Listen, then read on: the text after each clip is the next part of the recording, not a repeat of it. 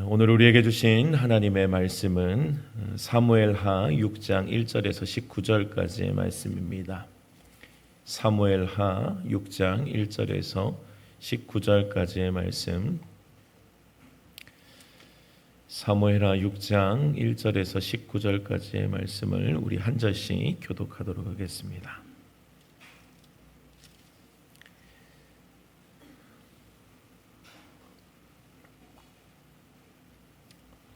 사무엘하 6장 1절에서 19절까지의 말씀 우리 한 절씩 교독합니다. 다윗이 이스라엘에서 뽑은 무리 3만 명을 다시 모으고 다윗이 일어나 자기와 함께 있는 모든 사람과 더불어 바알레 유다로 가서 거기서 하나님의 궤를 메어오니 그 궤는 그룹들 사이에 좌정하신 만군의 여호와의 이름으로 불리는 것이라. 그들이 하나님의 궤를 새 수레에 싣고 산에 있는 아비나답의 집에서 나오는데 아비나답의 아들 우사와 아효가 그 새 수레를 모니라.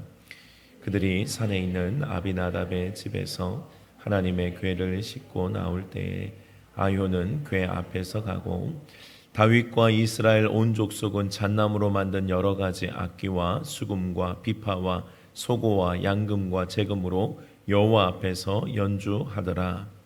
그들이 나곤의 타작마당에 이르러서는 소들이 뛰므로 우사가 손을 들어 하나님의 궤를 붙들었더니 여호와 하나님이 우사가 잘못함으로 말미암아 진노하사 그를 그곳에서 치시니 그가 거기 하나님의 궤 곁에서 죽으니라. 여호와께서 우사를 치심으로 다윗이 분하여 그곳을 베레스 우사라 부르니 그 이름이 오늘까지 이르니라. 다윗이 그날에 여호와를 두려워하여 이르되 여호와의 궤가 어찌 내게로 오리오 하고 다윗이 여호와의 궤를 옮겨 다윗성 자기에게로 메어 가기를 즐겨하지 아니하고 가드 사람 오베데돔의 집으로 메어 간지라.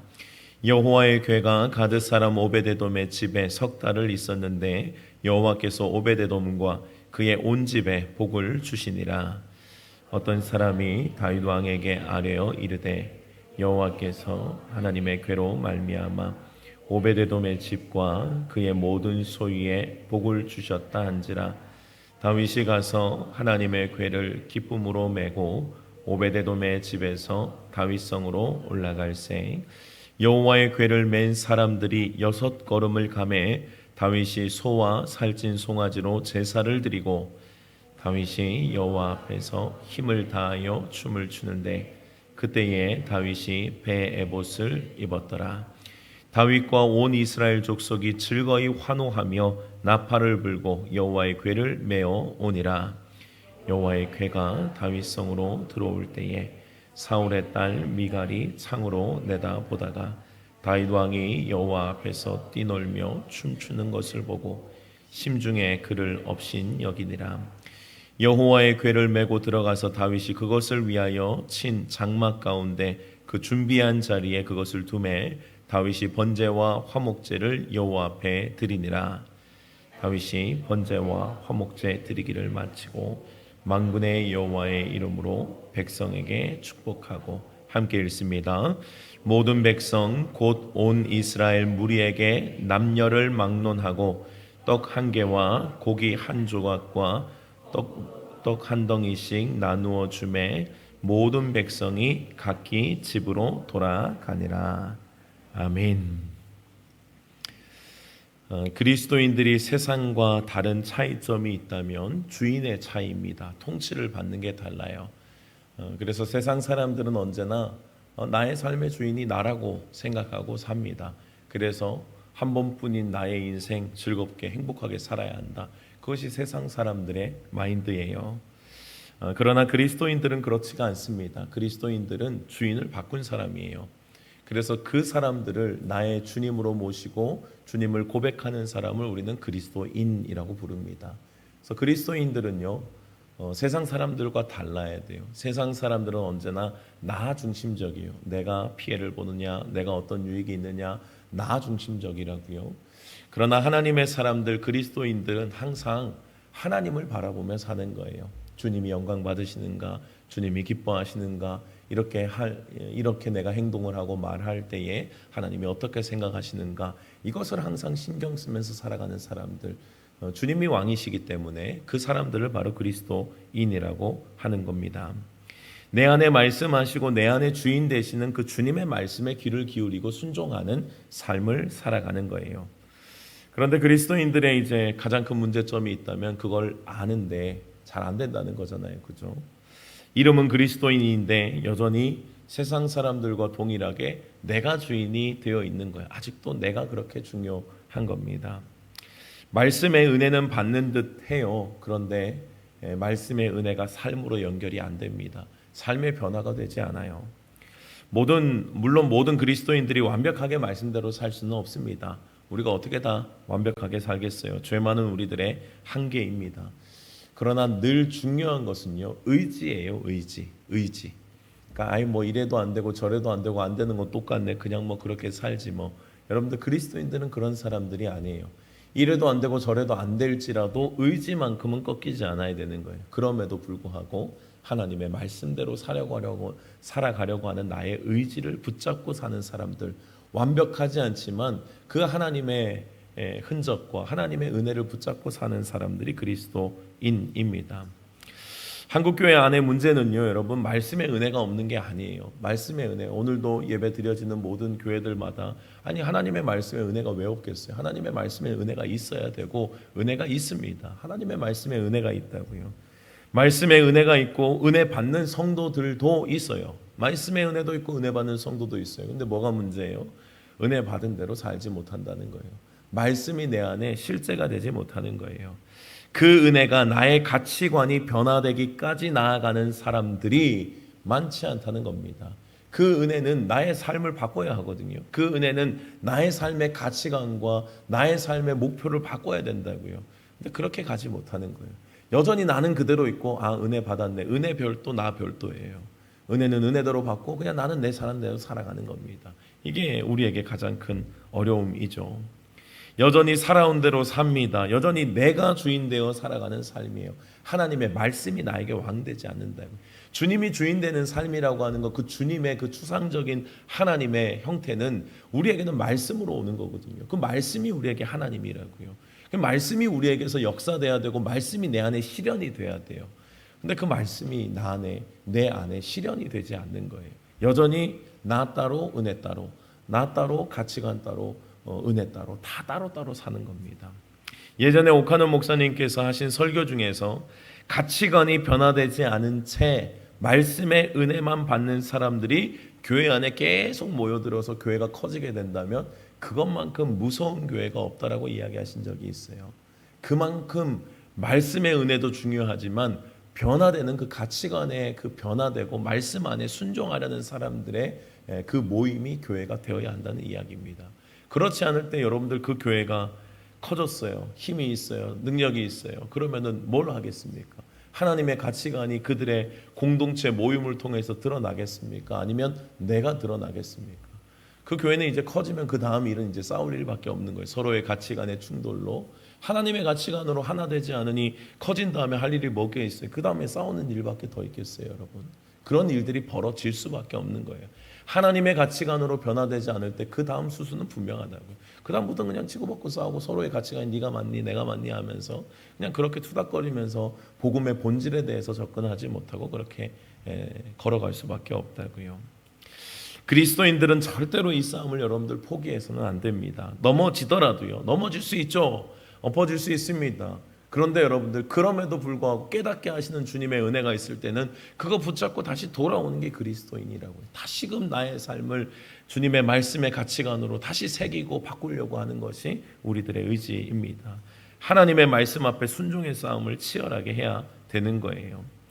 여러분들 우리가 지난주부터 다윗의 삶을 좀 함께 나누고 있습니다. 다윗은 긴 시간 동안 어떠한 환경에서도요, 여러분들 이 싸움을 포기하지 않는 거예요. 믿음의 사람들은 항상 이 싸움에 치열하게 걸어가는 사람들입니다. 부족하고 연약하고 넘어질 수 있지만 그래도 다시 하나님을 붙잡는 싸움이요. 여전히 내 안에 내가 주인이 아니라 하나님이 주인 되는 삶을 향해서 치열하게 싸워갑니다. 다윗은 언제나 이 싸움에서 하나님이 승리하도록 애를 쓴다고요. 그 다윗의 생애에 그런 싸움의 흔적들이 곳곳에 나옵니다. 특히 진짜 전쟁을 할 때 보면은 다윗의 전쟁 가운데 이러한 모습들이 잘 드러나요. 여러분들 생각해 보면 다윗은 온 이스라엘의 왕이 되기까지, 우리가 지난주에 나눈 본문이 온 이스라엘로 이제 인정받고 이제 온 이스라엘 통치하는 왕으로서의 이제 왕의 그 통치가 시작되는 시기이잖아요. 다윗이 그때까지 여러분들 얼마나 많은 전쟁을 해야 됐을까요? 다윗은 그것이 전쟁하려고 한 게 아니라 생존이었어요. 살기 위한 생존이었다고요. 그렇게 싸우다 보니 옆에 하나님께서 붙여주신 다윗의 군대들이 모여들었고, 억울하고 원통한 자, 그들이 다윗의 군대가 되었거든요. 그래서 그들과 함께 때로는 싸우며 때로는 치열한 전쟁 가운데 늘 있었어요. 그래서 다윗은요, 전쟁이 그냥 삶이었어요. 늘 전쟁, 그냥 쫓기는 삶, 또 싸워내는 삶, 그것이 일상이었다고요. 다윗의 삶을 보면 다윗은 전쟁에 익숙한 사람이에요. 전쟁을 많이 경험해 본 사람이라고요. 분명 경험이 많기 때문에 여러분들 전쟁을 시작할 때 이게 경험이 많으면 이게 보이잖아요. 내가 어떻게 하면 싸워서 이길 수 있을지, 어떤 전략을 잘 짜야 할지에 대해서 보인다고요. 나름대로 전략을 세울 수 있는 사람이 다윗입니다. 그런데 여러분들, 다윗의 전쟁의 방법은 늘 한 가지인 거예요. 다윗의 전쟁의 방법, 늘 승리하는 다윗의 비결은 한 가지, 한결같아요. 하나님께 묻는 것입니다. 지금까지 해온 자신의 경험과 자신의 마병을 믿지 않아요. 언제나 하나님께 물어요. 이게 뭐예요? 하나님만 믿는 것이고 내 안의 주인이 하나님이 되시게 하는 것입니다. 다윗이 온 이스라엘의 왕이 된 후에 이제 예루살렘도 점령하고 해서 이제 그 소문들이 이제 지방에 이제 나기 시작하는 거예요. 이제 블레셋이 그 이야기를 듣습니다. 온 이스라엘의 왕이 되었다함을 듣고 블레셋이 쳐들어와요. 그때도 그러니까 온 이스라엘의 왕이 되고 본격적인 이 전쟁 가운데 다윗의 이런 모습이 의도적으로 성경은 드러내고 있습니다. 오늘 우리가 읽은 사무엘하 6장 바로 앞에 있는 5장 후반부의 말씀인데요. 5장 후반부에 보면 블레셋과의 전쟁의 장면이 나오는데 여기에서 의도적으로 다윗이 더 하나님 앞에 물었음에 대해서 성경은 기록하고 있어요. 사무엘하 5장 19절의 말씀을 보면요, 다윗이 여호와께 여쭈어 이르되 내가 블레셋 사람에게로 올라가리이까 여호와께서 그들을 내 손에 넘기시겠나이까 라고 묻습니다. 그리고 하나님께서 대답했어요. 여호와께서 다윗에게 말씀하시되 올라가라, 내가 반드시 블레셋 사람을 내 손에 넘기리라. 주님의 약속의 말씀을 믿고 다윗은 올라간다고요. 그러니까 다윗의 싸움의 방식이 늘 어때요? 늘 이 싸움인 거예요. 주님 붙잡고 싸우는 거예요. 주님 올라갑니까 맙니까? 주님이 해주세요. 나는 전쟁의 경험이 아무리 내가 많더라도 나의 승리는 주님께 있고 주님이 움직이셔야 내가 승리함을 압니다. 늘 언제나 주님께 열어드리는 삶이었다고 의도적으로 이렇게 고백하게 하는 겁니다. 그리고 하나님은 대답을 하시죠. 다윗은 이 질문이 다시 한 번 더 이 전쟁에서 반복이 돼요. 23절의 말씀을 보면요, 다윗이 여호와께 여쭈니라는 말이 다시 나옵니다. 그러니까 전쟁이 계속되면서 지금 어때요? 순간순간 묻고 있는 거예요. 전쟁을 시작할 때 물은 것이 아니라 시작할 때뿐만 아니라 중간중간에도 계속 묻는 거예요. 주님 어떠합니까? 주님 어떻게 해야 합니까? 주님 어떻게 합니까? 그것을 계속 물어봤다는 거예요. 23절의 말씀을 보면 다윗이 여호와께 여쭈니 이르시되 올라가지 말고 그들 뒤에 돌아서 뽕나무 숲을 맞은편에서 그들을 기습해라. 이게 뭐예요? 여러분들, 주님께서 전쟁의 방법을요, 전략을요, 주님이 직접 짜시는 거예요. 주님이 직접 짜셔서 지금 그쪽으로 올라가지 말고 뒤로 돌아라. 뒤로 돌아서 이렇게 해라. 주님이 세세하게 알려주신다고요. 다윗은 그 세세한 주님의 음성을 듣고 세세하게 따라가는 거예요. 여러분들이 여기서 보면 뭐예요? 다윗의 일상이 항상 이랬다는 거예요. 언제나 주님 앞에 묻는 거예요. 주님이 귀찮을 정도로. 주님 어떻게 할까요? 할까요 말까요? 갈까요 말까요? 있더니 어떻게 할까요? 늘 묻는 삶이 다윗에게는 치열했던 하나님을 주인 삼는 삶이었다는 겁니다. 이게 여러분들 전쟁의 승리의 방법이에요. 하나님께 묻는 것. 물으면 대답하시고 대답한 대로 움직이면 백전백승인 것. 이것이 하나님의 전쟁의 승리의 방식이었다고요. 여러분들 지금도 이 원리를 잊지 마셔야 돼요. 여러분들 내가 하는 전쟁은요, 피곤하고 전략 짜야 되고 어렵고 힘들어요. 우리가 이길 수 있을지 없을지도 승산도 없는 싸움이에요. 그런데 우리가 칼을 주님께 맡기면요, 아주 편해요. 내가 전략 짤 것도 없고요. 그냥 주님께서 이리 가라 그러면 가면 되고요. 멈춰라 그러면 멈추면 되고요. 다시 가자 그러면 또 가면 돼요. 그냥 주님이 말씀하신 대로 움직이는 것이 가장 큰 승리의 방법인데, 여전히 우리는 그리스도인이면서 주님의 말씀을 믿는다고 하면서도 세상 사람들과 같이 불편한 길을 자꾸 걸어가고 있다고. 이건 승리의 방법이 아니에요. 주님의 승리의 방법은 언제나 주님을 인정하는 거예요. 그때 우리의 삶에 진짜 승리가 있는 거라고요. 내 방식과 내 판단을 앞세우는 것이 아니에요. 하나님의 말씀을 선택하는 거예요. 근데 우리가 그 하나님의 말씀을 왜 선택을 못할까요? 불안하거든요, 여러분. 내 눈에 안 보이거든요. 내게 경험이 없거든요. 내가 생각하는 방식은 뭐예요? 내가 생각할 때 승산이 있는 방식이에요. 내가 생각하는 방식, 내가 판단하는 방식은 요렇게 하면 이길 거야. 요렇게 하면 이기겠지. 요렇게 하면은 내가 요 상황은 잘 넘어갈 수 있어. 이게 내 생각에는 그려진다고요. 그런데 사실 이것이 실제로 될지 안 될지는 모르는 일이에요. 근데 주님의 방식은 뭐예요? 답답해요. 주님의 방식은, 주님의 방법은 내 눈에 안 보인다고요. 지금 당장 내 앞에 승리가 와 있는 것처럼 느껴지지 않아요. 오히려 불편한 길, 오히려 돌아가는 길처럼 보인다고요. 근데 여러분들 그렇지가 않아요. 우리가 하나님이 얼마나 크심을 알면 주님의 말씀에만 승산이 있으면 우리가 걸어야 되는 거예요. 내 싸움은 내가 하는 게 아니에요. 하나님이 하시게 해야 늘 승리할 수 있는 것입니다. 희생과 손해가 따를 수 있어요. 지금 당장은요. 지금 당장에 볼 때 내가 이렇게 하면 손해가 있어요. 하나님의 말씀대로 하면 승산이 없어 보여요. 아니면 내가 무언가를 감수해야 될 게 참 많이 있어요. 그런데 여러분들, 주님이 가라고 하시면 그 길이 제일 빠른 길이에요. 그 길이 미련해 보여도 제일 빠른 길. 우리 지난주에 나눈 것처럼 세상이 생각하는 엘리트 코스와 하나님의 엘리트 코스는 다르다니까요. 누가 이 다윗에게 이 길이 엘리트 코스라고 여러분들이 생각하겠어요? 세상이 바라볼 때 최고의 미련한 길 아니었어요? 그렇게 인내하고 버티는 시간을 도대체 왜 하냐고. 한 번에 끝내면 끝나는 거지. 그렇게 해서 왕이 되면 끝나는 거지. 뭘 그렇게 버티냐고. 세상 사람들은 그렇게 얘기하지 않겠냐고요. 누가 요셉의 인내를 미련하다고 하지 누가 그렇게 잘했다고 하겠어요?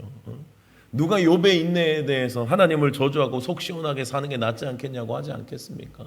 그러나 끝까지 주님을 부인하지 않았던 그들의 믿음, 그들의 믿음들이 하나님을 붙잡고 승리할 수 있었던 비결이었습니다.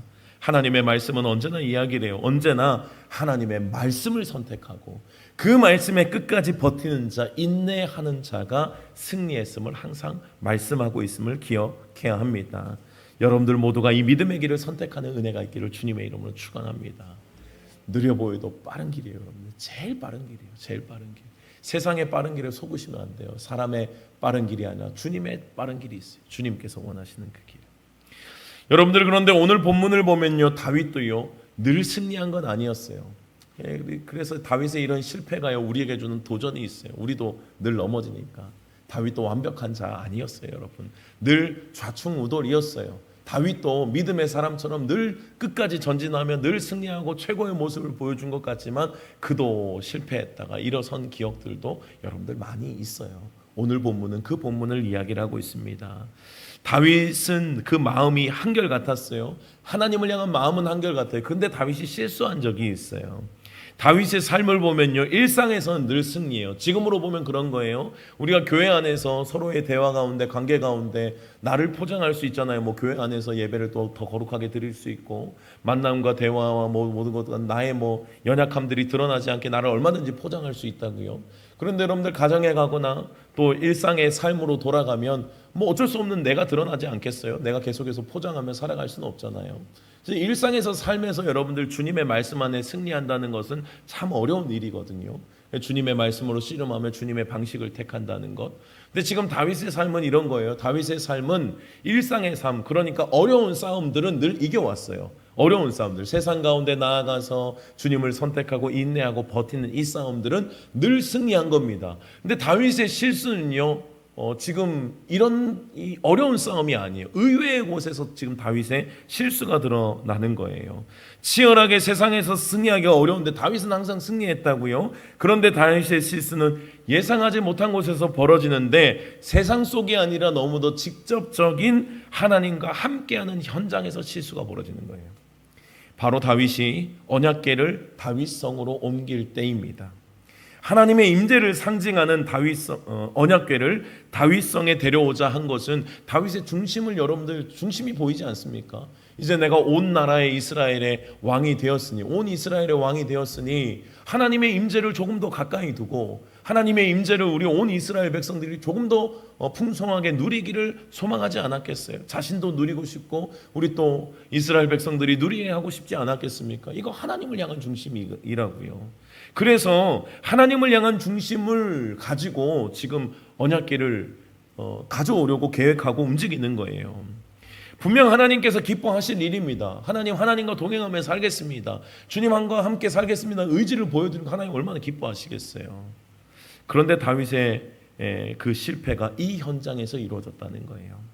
언약궤를 다윗성에서 옮겨오는 과정 가운데 한 번도 다윗이 지금까지 자신이 일했던 것에 경험하지 못했던 하나님의 진노를 경험해요. 물론 자신을 향해서는 아니었습니다만 다윗이 주관했던 큰 행사였거든요.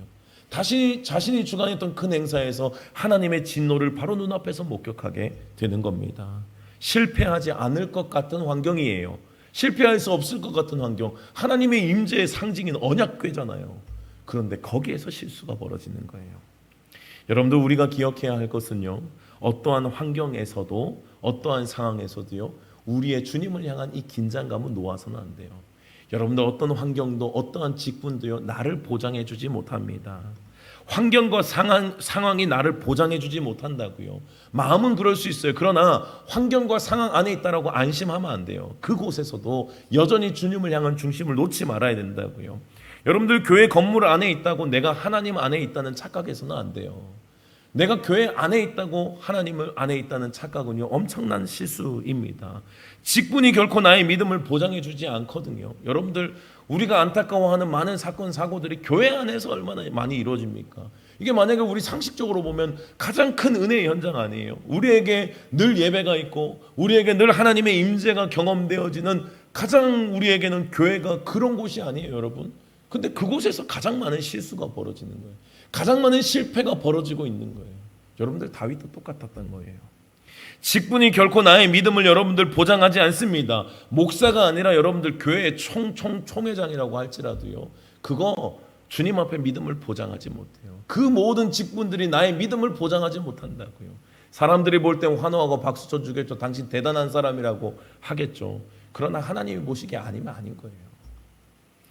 내가 어떠한 환경 가운데 있는지 하나님을 향한 긴장감을 늦춰서는 안 된다고. 내가 어떤 환경이 나를 보장해 주지 못한다고요. 어떤 직분이 나를 보장해 주지 못한다고요. 제가 지금 이 자리에서 설교를 하고 있지만 예전에 다니엘 기도회 때 간증하신 목사님이 그런 이야기를 하셨거든요. 내가 지금 나의 야망으로 지금 여기서 설교하고 있다면 나는 이 시간이 가장 더러운 추악한 죄악의 시간이라고 이야기를 하시더라고요.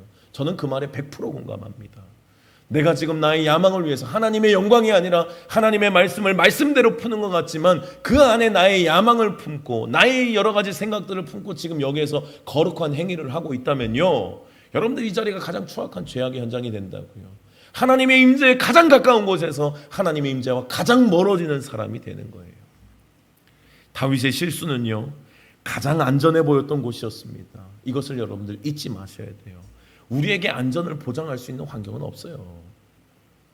지금까지 하나님과 함께했던 다윗이기에 하나님의 임재를 간절히 사모했어요. 하나님의 은혜 안에 거하기를 원했다고요. 그래서 지금 언약궤를 가져오는 겁니다. 특별히 하나 되는 이스라엘의 시작을 거룩한 상징인 하나님의 언약궤와 함께하고 싶었다고요. 다윗은 그 일을 실행하기 위해서 이스라엘 백성들 가운데 무려 3만 명을 뽑습니다.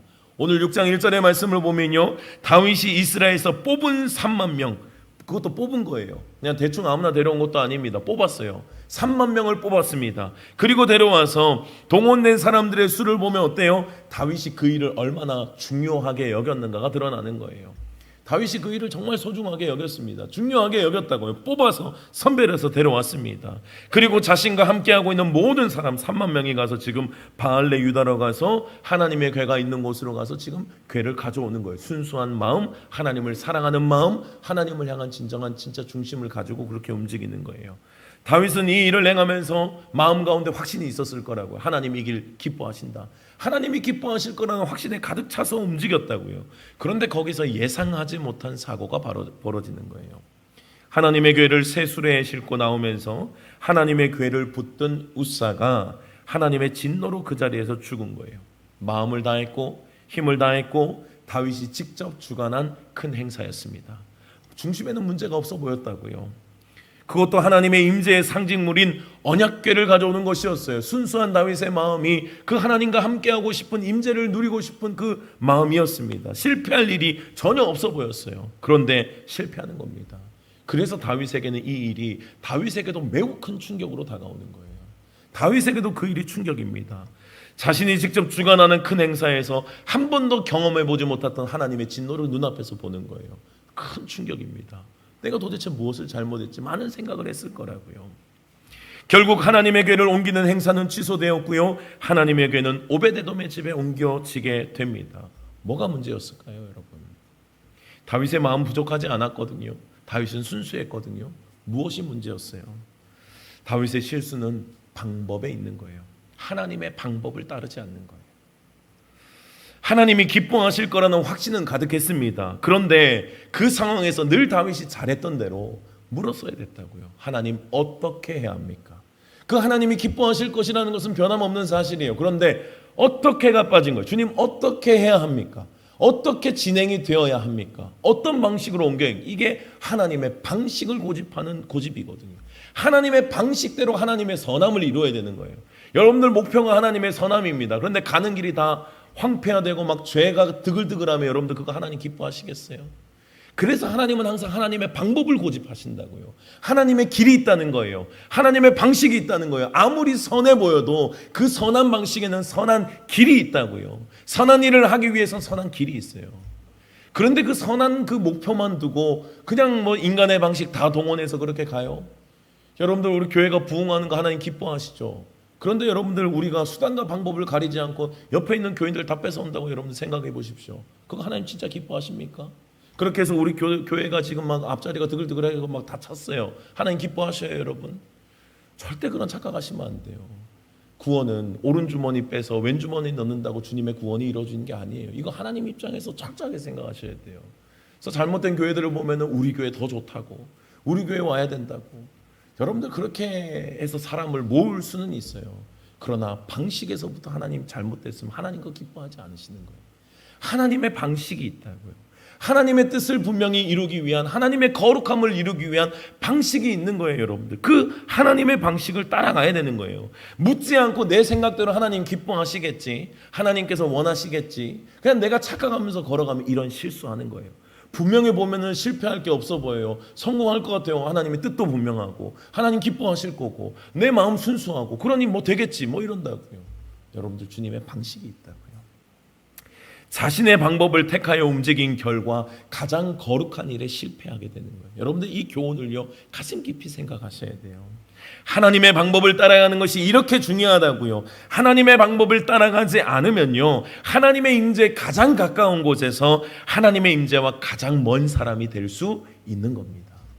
이거 여러분들 착각하시면 안 돼요. 하나님의 임재 옆에 붙어 있다고 해서 나는 은혜 많이 받겠지, 나는 은혜 누리겠지, 내가 왜 이렇지, 뭐 무슨 일 내가 왜 이래. 여러분들 그러시면 안 된다. 왜냐하면 하나님의 임재 곁에서도요 하나님의 임재와 가장 먼 사람이 있을 수 있다고요. 다윗의 착각이었다고요. 다윗의 실패였고 실수였다고요. 하나님의 방식을 택하지 않았기 때문에.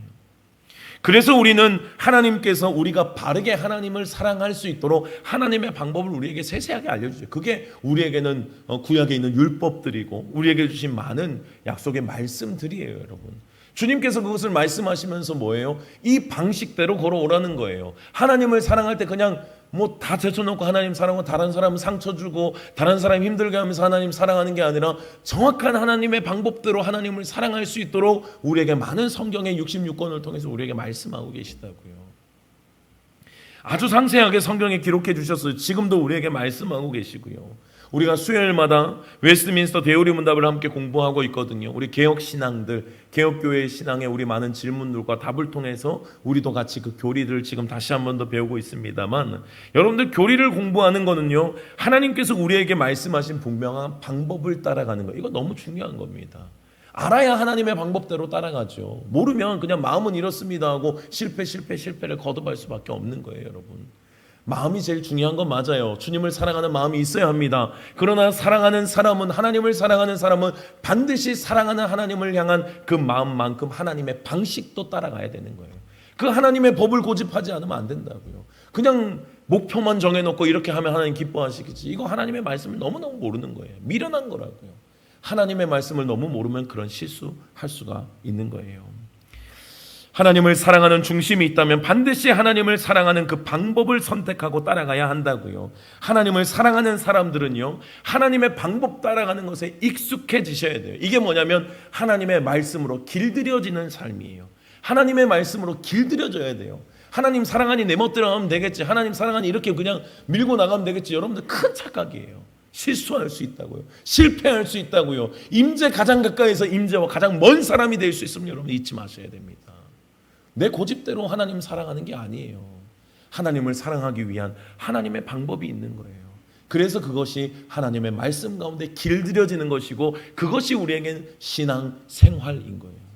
주님을 사랑하는 거, 예수 그리스도의 보혈로 구원받는 거, 여러분들 우리가 적어도 구원받은 주님의 백성이기에 지금 이 자리에서 함께 예배하고 있는 것 아닙니까? 그런데 여러분들 신앙의 성숙도는 다 다른 거예요. 신앙생활의 모습은 다 다른 거예요. 얼마나 하나님의 말씀에 길들여졌느냐에 따라서. 하나님의 말씀에 길들여지지 않아요. 그냥 야생마처럼 늘 다닌다고. 그런 사람들 평생을 야생마처럼 다니다가 주님 저 사랑하시죠? 주님 저 아시죠? 하나님 옆에 가보시면 다윗의 실수했던 것처럼 하나님께서 실수를 하나하나 찝어주실 거예요. 너 이것도 실수했고 저것도 실수했고. 뭐예요? 하나님을 사랑하는 마음은 맞는데 방법이 맞지 않는 거예요.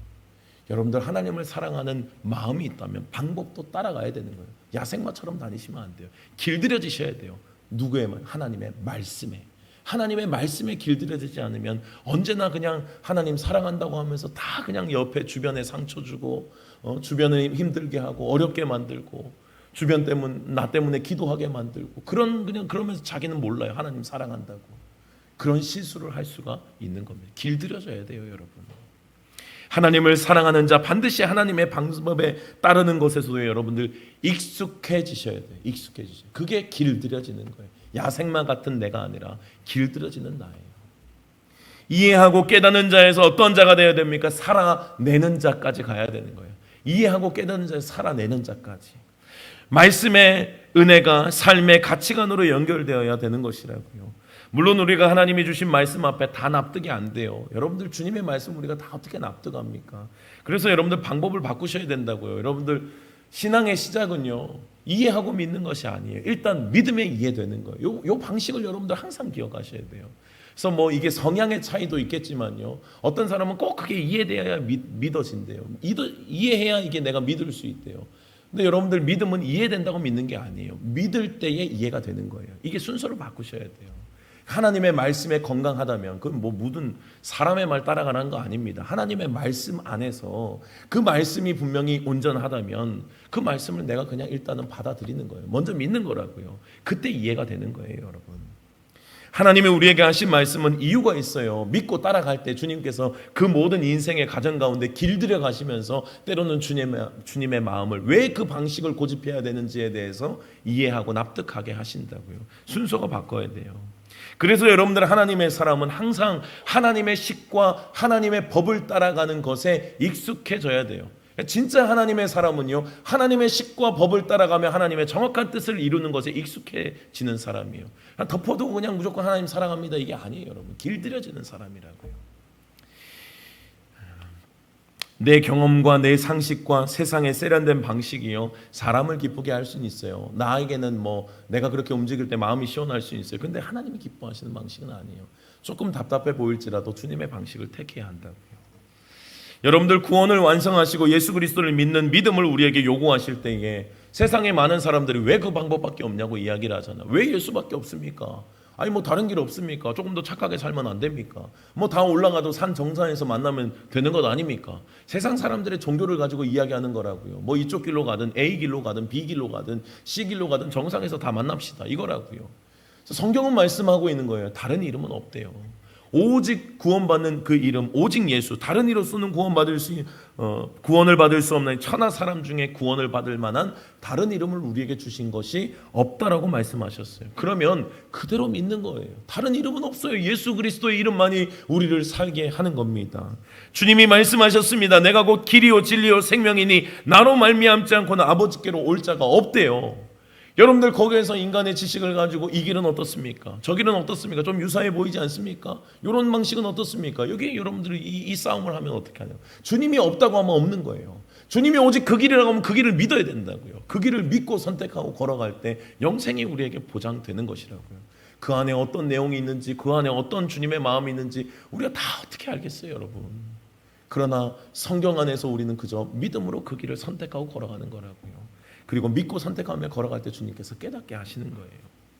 여러분들, 다윗은 하나님의 언약궤를 가져오는 가장 거룩한 일에서 실패하는 거예요. 너무 안타까운 일이죠. 그런데 그렇다고 해서 여러분들, 다윗의 위대함이 어디 있어요? 그렇다고 주저앉아 있을 다윗은 아니라고요.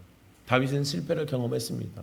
여러분들, 우리의 삶에도 실패가 있죠. 다윗의 실수와 실패가 우리에게 위로를 준다니까요. 이 사람도 완벽하지 않았구나.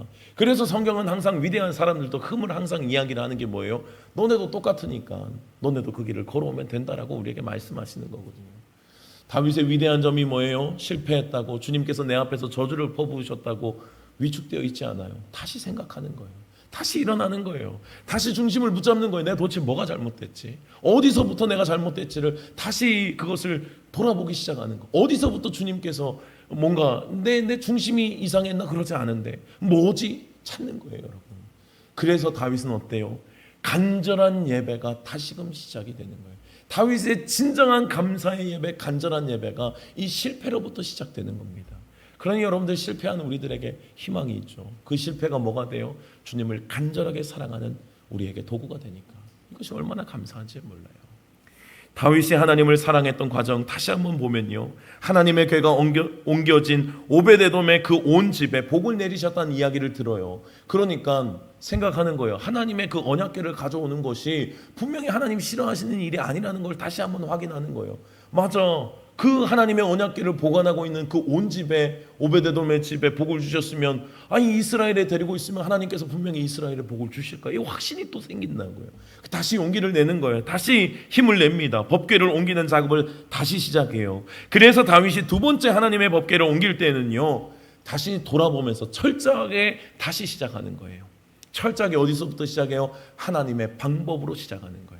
오늘 본문에는요, 그렇게 자세하게 나와 있지 않지만 같은 본문인 역대상 15장을 보면요, 다윗이 두 번째 법궤를 옮길 때에 행동했던 것들에 대해서 조금 더 길게 나와 있습니다. 먼저 다윗이 했던 것을 보면요, 레위인들을 성결하게 해요. 레위인들을 모으는데 그들을 먼저 성결하게 합니다. 그들을 거룩하게 준비시켜요. 그리고 난 다음에 그들을 뽑는 거예요. 그들의 인원을, 레위인의 수가 등장하는데요, 모든 사람의 수를, 레위인들의 수를 더하면 862명이 나옵니다. 그러니까 처음에 여러분들 막 하나님의 법궤를 가지러 갈 때 3만 명이 몰려갔잖아요, 그죠? 아마 2차 때는 인원이 좀 많이 줄었을 것 같은, 그냥 이거는 제 추측입니다만, 추측이에요. 왜냐하면 그 많은 인원이 필요가 없었구나를 다윗이 깨달을 수 있거든요. 그러니까 레위인의 수만 지금 추리기를 몇 명을 추리냐면 862명을 추려요. 862명을 추려서 그들을 성결하게 한다고요. 그리고 그들에게 이야기를 하는 겁니다. 너희가 이제 메어야 된다. 내가 첫 번째 매지 않아서 이 실수를 했다. 하나님의 법대로 메어야 한다는 것을 강조합니다. 이제 다시 처음부터 하나님의 법대로 시작하는 거예요. 수레를 끄는 것이 아니라 레위인들이 여호와의 궤를 메어 옮길 준비를 한다고요. 모든 것들이 어떠합니까? 모세가 여호와의 율법대로, 여호와의 말씀대로 명령하신 그대로 따라가기 시작하는 거예요. 하나님의 법을 따라가기 시작하는 거예요. 그리고 레위 사람들 중에서 노래하는 자들과 악기 연주하는 자들을 구별해서 세워요. 그리고 하나님의 궤를 옮길 때에 그들은 진심으로 하나님을 찬양하게 하는 거예요. 다윗이 비장하게 하나님의 말씀대로, 하나님의 말씀에 순종하여 이 모든 절차와 준비를 마친 후에 이제 여호와의 궤를 맵니다. 그리고 옮기기 시작해요. 오늘 본문의 말씀을 보면요, 그러면서 다윗이 비장한 마음으로 모든 것들을 준비하고 옮긴 거리는요, 단 6걸음이었어요. 단 6걸음.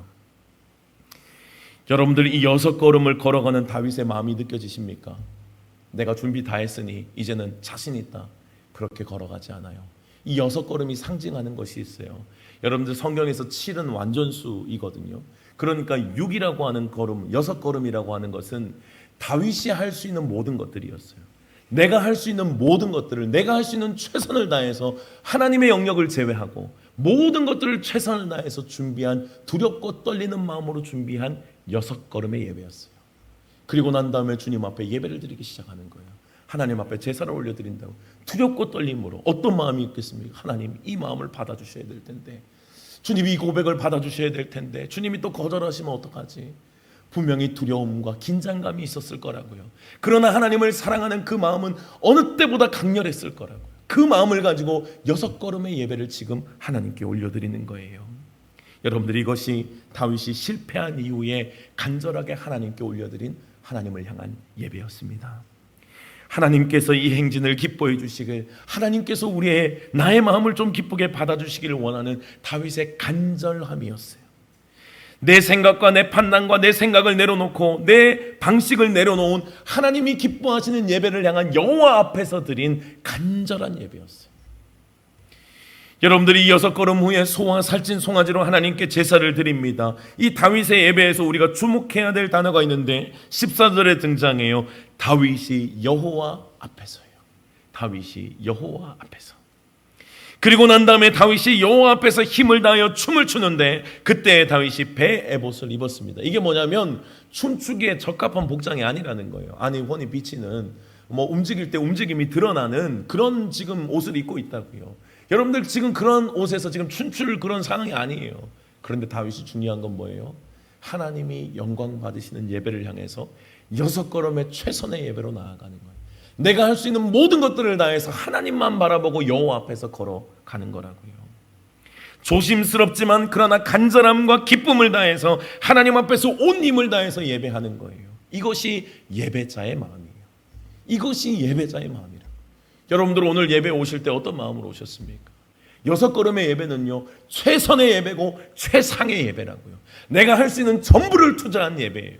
다윗은 자기가 할 수 있는 전부를 투자했어요. 왜요? 그만큼 간절했어요. 주님께서 이 예배를 받으셔야 됐거든요.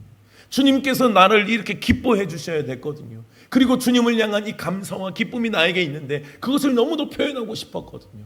간절한 예배로 주님 앞에 나아가는 거예요. 왕의 체면도 생각하지 않았고 그 뒤에 왕에 대한 평가도 생각하지 않았어요. 오직 하나님 앞에서의 간절한 고백이었어요.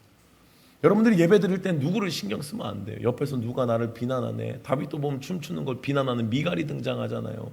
다윗이 미갈이 옆에서 업신여긴다고요.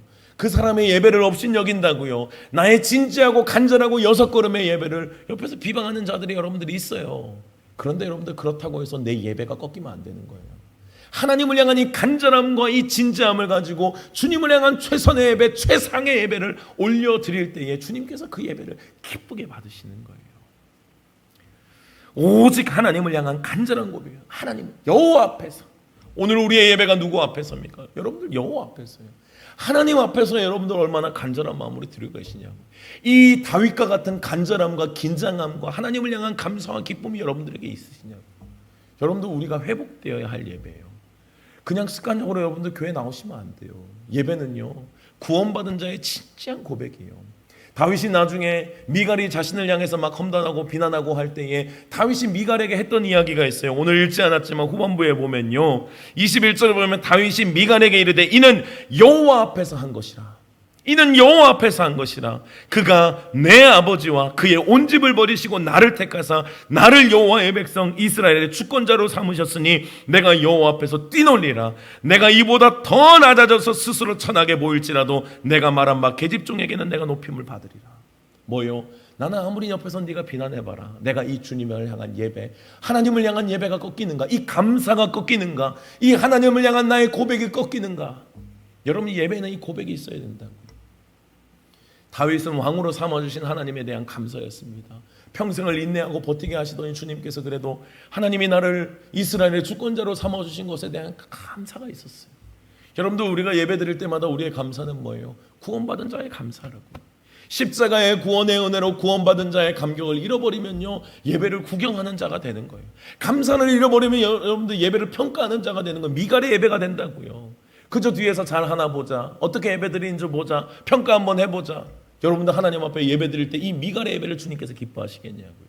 하나님의 인재 가장 가까운 곳에서 하나님이 받으실 수 없는 예배를 드리고 있는데 어떻게 그 예배를 주님 기뻐하시겠어요? 여러분들, 우리의 마음 가운데, 예배하는 우리의 심령 가운데 이 감사가 잊어져서는 안 돼요. 늘 예배할 때마다 주님, 내가 오늘도 예배할 수 있는 자임에, 주님 앞에 설 수 있는 자임에 감사가 여러분들 회복되셔야 됩니다.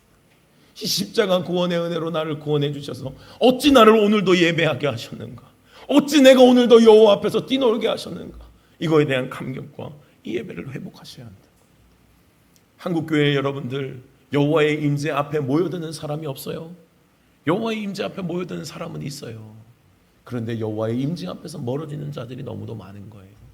여호와의 임재 앞에서 오늘도 예배드리는 수많은, 우리나라에도 수많은 예배자들이 있지만 진정한 예배자, 주님이 받으실 간절함과 사모함과 긴장함과 주님을 두려움과 사랑함으로 예배할 수 있는 진짜 예배자, 여러분들 얼마나 될까요? 사랑하는 여러분들, 여러분들이 그 예배자가 되시기를 주님의 이름으로 축원합니다. 여러분들의 인생을 주관하고 계시는 그 주님을 향한 감사를 잊지 마시기 바랍니다. 나를 구원하신 십자가의 은혜와 사랑과 긍휼 잊지 마시기 바랍니다. 오늘도 우리가 예배하는 것은 이 감격으로 예배하는 것. 주님, 내가 어찌 이 은혜를 받아서 많은 사람들이 세상에 있는데 내가 어찌 주님 앞에 와서 이렇게 예배드리고 있습니까? 이 감사와 감격이 나에게 회복이 되어야 한다고요. 사랑하는 여러분들, 우리 안에서 이런 간절함의 예배가 회복될 수 있기를 주님의 이름으로 축원합니다. 다윗이 6걸음을 두렵고 떨림으로 그리고 기대함으로 옮겼던 것처럼 우리에게는 이 6걸음의 예배가 되어야 돼요. 최선의 예배, 최상의 예배, 내가 할 수 있는 전부를 건 예배예요. 다윗의 이 6걸음은 내가 할 수 있는 전부를 걸었다고요. 두 번째는 실패하지 않기 위해서 전부를 걸고 6걸음을 움직이는 거예요. 최선의 예배, 최상의 예배, 주님을 향해 올려드리는 겁니다. 기대함으로 두렵고 떨림으로 여호와 앞에 서야 한다고요. 다윗이 자신을 왕으로 세우고 하나님 앞에 두렵고 떨림으로 예배했던 것처럼 오늘도 우리에게는 그 감격, 우리를 구원하신 은혜와 감격을 가지고 주님 앞에 섰다는 이 하나님을 향한 간절함이 우리에게 회복이 되어야 되는 거예요. 여러분들, 하나님을 진정으로 사랑하는 사람들은요, 이 예배부터 차이가 나요. 예배부터 차이가 난다. 진짜 주님을 사랑하는 사람과 그저 썬데이 크리스찬, 형식적으로 그저 내가 예수 믿는 그리스도인, 기독교인이라고 이야기하는 사람은 다른 거예요. 그냥 은혜만 받는 사람과 은혜로 나의 가치관이 변화되는 사람은 다른 거예요. 여러분, 우리는 어떤 사람이 돼야 됩니까? 그냥 은혜만 받을 사람들이 많이 모이면 돼요. 여러분, 진짜 예배자를 찾으시는데 하나님의 임재 앞에 몰려드는 3만 명이 아니라 주님께서 진정으로 예배하는 그 한 사람을 찾으시는데, 그 주님의 마음 가운데 내가 실수하지 않아야 되지 않겠습니까? 하나님을 진정으로 사랑하는 사람들은 예배부터 차이가 난다고요. 몇 번을 예배드리느냐, 선택하느냐 마느냐, 이건 우리 수준에서 대화예요. 여러분, 성경에서 어디 예배를 몇 번 드리라고 나와 있어요? 주님을 사랑하는 자 예배 드리는 게 마땅하죠.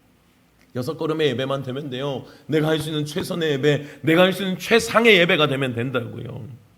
하나님을 진짜 사랑하는 사람들은 어때요? 하나님이 임재하시는 이 간절한 예배를 절대로 빼앗기지 않아요. 여러분, 이 간절함과 주님을 향한 사모함으로 예배할 수밖에 없어요. 주님을 사랑하는 사람은 예배자가 될 수밖에 없다고요. 요즘은 뭐 이제 삶의 예배자가 되어야 한다, 일상의 예배자가 되어야 한다 말을 많이 합니다. 근데 여러분들, 일상의 예배자가 되는 것은요, 하나님을 향한 예배가 될 때의 이야기예요. 1단계가 돼야 2단계가 가는 거라고요. 그런데 2단계를 이야기하는 사람들은 뭐예요? 1단계를 자꾸 희석시키려고 하는 의도가 있으니까 이 1단계를 자꾸 희석시키고, 일상의 예배 안 모여도 된다, 뭐 이렇게 한 번이면 족하다, 뭐 이런 식으로 간다고요. 여러분, 한 번에 주님을 향해서 예배드리는 이 예배가 되면은 그냥 뭐 일상의 다, 이게 성공해야죠. 여러분들, 주님을 향한 예배가 성공해야지 내가 일상의 예배가 성공하지, 주님을 향한 예배가 성공하지 못하는데 어떻게 일상의 예배가 성공합니까? 이거는 핑계예요, 핑계. 일상의 예배자가 되는 거 중요하죠. 그런데 내가 주님 앞에 드리는 예배가 진실하게 진지하게 6걸음의 예배가 되지 못하는데 무슨 일상의 예배를 꿈꿉니까? 여러분, 일단은 이 씨름부터 하셔야 된다고. 이 씨름부터 내가 주님 앞에 진정한 예배자가 돼요. 이 주님을 향해 예배하는 이 시간, 임재가 있는 이 시간에 내가 은혜를 누리고 주님을 향한 내 마음을 고백하는 것에 내가 최선을 다해야 한다고. 그것이 되는 사람이 일상의 예배로 이어지는 거예요. 여러분, 그리고 일상의 예배로 이어질 수밖에 없고요. 근데 이게 안 되는데 자꾸 일상의 예배에 가면서 일상에서 뭐 그리스도인으로서 빛을 발하면 된다, 이게 뭐 무슨 하나의 바람이 돼가지고 무슨 뭐 일상에서 예배드려도 마음을 편안하게 해주잖아요. 여러분들, 세상 가운데 있어도 그 편안하시면 안 돼요. 하나님을 향한 진지한 예배가 우리가 먼저 돼야 하는 거예요. 먼저 주님을 향한 일상에 먼저 주님을 향한 이 예배가 먼저 돼야 되는 거예요. 최선의 예배, 최상의 예배, 그 주님을 향한, 하나님을 향한 간절한 예배가 되어야 한다고요. 여러분들 오늘도 우리의 예배는 실패하지 않아요. 오늘도 우리의 예배는 분명히 주님이 받으십니다. 그런데 예배를 향한 간절함과 태도가요, 여러분들 스스로 다윗의 예배를 만들 수도 있고요, 여러분들 스스로 미갈의 예배도 만들 수 있어요. 여러분들 스스로 주님의 임재는 동일하게 지금 있지만 임재에 가장 가까이에서 나는 다윗의 예배를 드릴 수도 있고 미갈의 예배를 선택할 수도 있는 거예요. 이거는 내 선택이에요. 사랑하는 여러분들, 여러분들에게 이 다윗의 예배를 회복할 수 있는 은혜가 있기를 주님의 이름으로 축원합니다. 이 간절함과 주님을 향한 사모함. 다윗의 시대의 예배에 성공한 자들이 무엇을 경험합니까? 오늘 16절 이하를 보면요, 여호와의 궤를 메고 들어가서 이제 하나님 앞에 번제와 화목제를 여호와 앞에 드리고 모든 것들을 마친 후에 다윗이 여호와의 이름으로 백성들을 축복할 때에 그 온 백성들에게는 무엇이 넘쳐요? 기쁨이 넘치는 거예요. 하나님이 주시는 기쁨과 위로함이 넘쳐나는 거예요. 여러분들 예배에 성공하는 사람은요, 삶의 기쁨과 하나님의 회복이 있어요. 예배에 성공하면 그렇다고요. 근데 예배에 실패하면 뭐예요? 올 때 마음, 나갈 때 마음 똑같다고요. 여러분들 예배자는요, 주님 앞에 예배하러 들어오는 이 순간과 예배 드리고 나가는 순간 여러분 달라야 돼요. 100% 달라야 됩니다. 하나님의 임재 안에서 나에게 주신 하나님의 기쁨과 위로와 회복이 있다고요. 그 회복을 가지고 세상 가운데 우리가 또 예배자로 살아내려고 하는 거라고요. 이 기쁨을 여러분들 회복할 수 있어야 합니다. 어두운 우리의 삶에 하나님의 임재가 충만케 될 것이라고요. 예배를 통해 내 영이 하나님의 은혜로 더욱 충만해지고 세상을 이길 힘과 능력이 오늘도 이 시간 예배할 때에 우리에게 공급됨을 여러분들 믿으시기 바랍니다. 스스로 힘으로 무슨 의지입니까? 안다고 할 수 있어요? 안 돼요, 여러분. 주님이 도우심이 있어야 된다고요. 주님이 내 삶을 장악하고 움직이실 만한 내 안에 그런 영역, 주님의 힘이 있어야 한다고요. 주님의 힘이 없는데 내가 어떻게 이겨요? 내 스스로 하면 되겠지. 내가 몰라서 못합니까, 여러분? 공부 열심히 하면 잘할 수 있다는 거 몰라서 안 해요, 여러분. 아이들에게 물어보십시오. 공부 열심히 하면 잘할 수 있다는 거 몰라서 너 안 하니 물어보십시오. 다 알아요, 여러분. 공부 하루에 10시간, 13시간씩 하면 공부 잘할 수 있다는 거 알아요. 안 되는 거예요. 여러분들 우리가 주님을 잘 믿고 싶죠? 주님과 동행하고 싶죠? 알아요. 안 되잖아요. 그래서 누가 필요해요? 주님이 필요하고 성령님이 필요하시다고요. 성령님이 내 안에 오셔서 나를 장악하시고 나를 사로잡아 주셔야 나는 그렇게 살아갈 수 있는 거예요. 예배의 시간이 그 시간임을 여러분들 믿으시기 바랍니다. 오늘도 여호와 앞에서 하나님만 간절하게 바라고 예배하는 우리들의 예배 가운데 그런 회복을 경험할 수 있는 은혜가 있기를 주님의 이름으로 축원합니다. 그리스도인들의 모든 시작과 끝은 예배예요. 여러분들 다른 거 아니에요. 지식이요, 교육이요, 여러분들 중요합니다. 그런데 교육이요, 예배보다 앞서면 큰일 나는 거예요. 이 머리만 커지는 거예요. 머리만. 뭐 해야 될지 다 알아요. 근데 살아내지는 못해요. 근데 다 알아요. 이 사람들에게 복음이 들어가고 하나님의 생명이 제대로 들어가기 위해서 다 아는데, 내가 알고 있는 건데 그분들에게는 더 위험한 거예요. 안 들어가요. 안 들어가. 내가 다 아는데 뭘 교육을 해요. 다 알아요. 여러분들 지식이 그만큼 위험할 수 있어요. 그러니까 예배가 우리에게는 먼저예요. 아는 것도 중요하죠. 알아야 살아가니까요. 그런데 우리가 예배하지 않고 그냥 주님을 아는 것으로 충만한다. 내가 살아내지 못하는 지식만 충만한다. 여러분들 안 되는 거예요. 예배 안에 다 있습니다. 그래서 여러분들 지치고 힘들어도 예배 안에서 버티셔야 돼요. 지치고 힘들어도 예배 안에서 피투성이가 되도록 예배 안에서 버티셔야 된다고요. 다윗이 여호와 앞에 있다는 것이 예배의 자리였음을 여러분들 꼭 기억하십시오. 하나님 앞에 있었다. 그것이 예배의 자리였어요. 날마다 예배 안에서 참된 회복을 경험하고 누리고 주님 안에서 승리하는 저와 여러분들이 될 수 있기를 주님의 이름으로 축원합니다. 우리 시간에 좀 같이 우리의 믿음의 고백을 올려드리며 찬양하며 나아가십시다. 여러분들이 이 시대에 예배자가 많이 없어요. 진짜 예배자가 많이 없어요. 저와 여러분들이 그런 예배자가 되어야 합니다. 주님을 향한 이 6걸음의 예배자, 내가 할 수 있는 최선의 예배, 최상의 예배자가 되어야 돼요. 주님을 향한 두렵고 떨림으로 감사를 잊지 않고 주님을 향한 진지한 감격을 올려드릴 수 있는 예배자가 되어야 한다. 오늘도 우리 그 고백을 담아서 주님께 찬양하며 나아가십시다.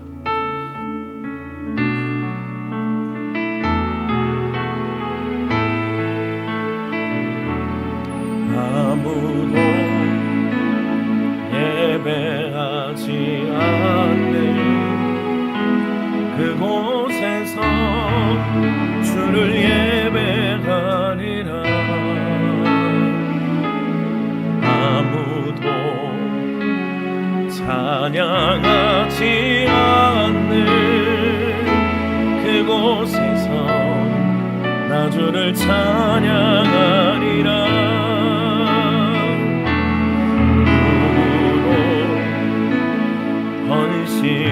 않는 그곳에서 주께 헌신하리라.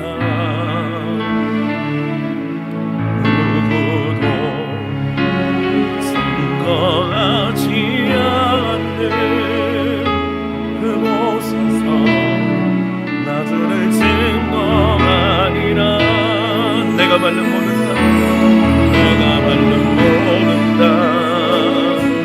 주를 예배하게 하소서. 주의 보혈로 덮어지게 하소서. 내가 선이고 주의 거룩한 곳 되게 하소서. 주의 향기로 물든 우리 다 함께 자리에서 일어나셔서 우리 처음부터 다시 한 번 더 고백합니다. 아무도 예배하지 주님 그곳에서 내가 주님을 예배하겠습니다. 주를 예배 아무도 찬양하지 않는 그곳에서 주님을 진정으로 찬양하겠습니다. 찬양하지 않는 그곳에서 나 주를 찬양하리라.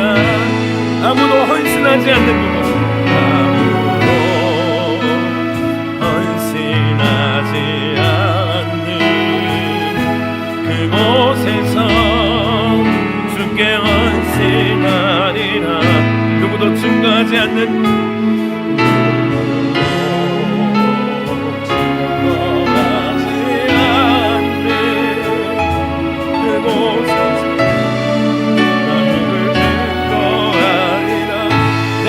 모든 땅이 내가 만든 모든 땅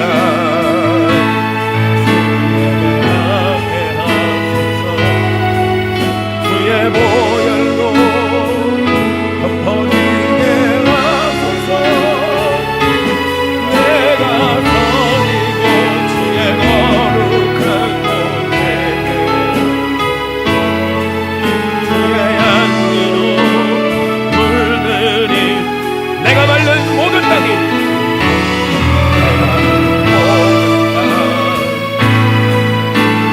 하게 하소서. 주의 보혈로 덮어지게 하소서.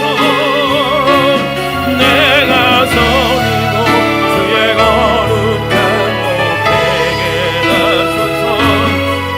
주의 향기로 물들이 우리 이 시간에 통성으로 같이 기도하며 나아가실 때에 우리 간절함으로 주님 앞에 기도하십시다.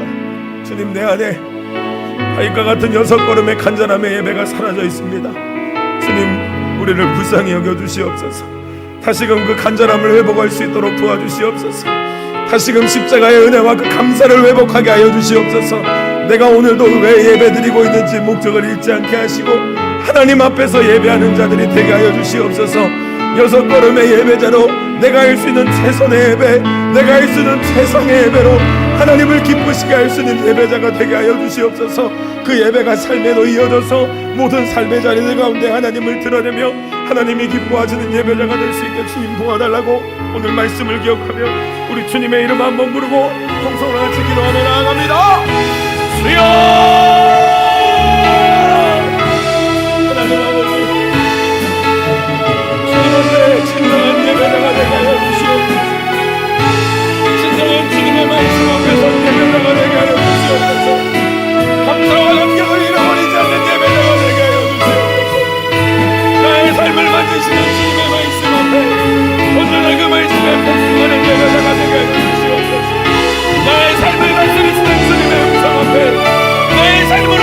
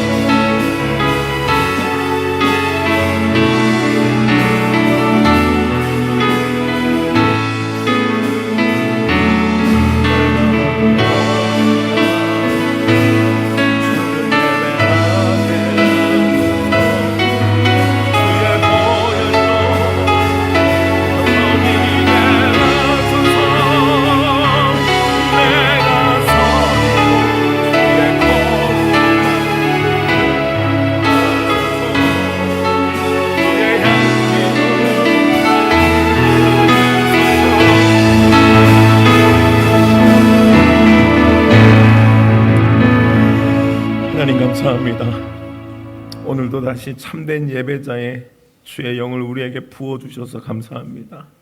다윗이 참된 예배자로 주님 앞에 두렵고 떨림으로 6걸음을 걸어갔던 것처럼 우리에게 그런 최상의 예배, 최선의 예배가 회복되게 하시니 주님 감사를 드립니다.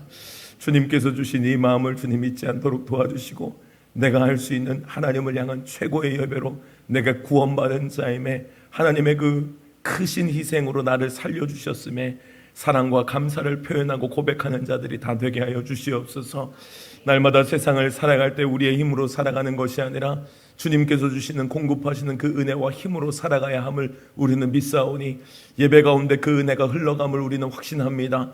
오늘도 우리에게 그 힘과 능력 부어주셨사오니 삶에 나아가는 모든 삶의 자리들마다 참된 예배자로 주님을 기쁘시게 할 수 있도록 주님 도와주시옵소서.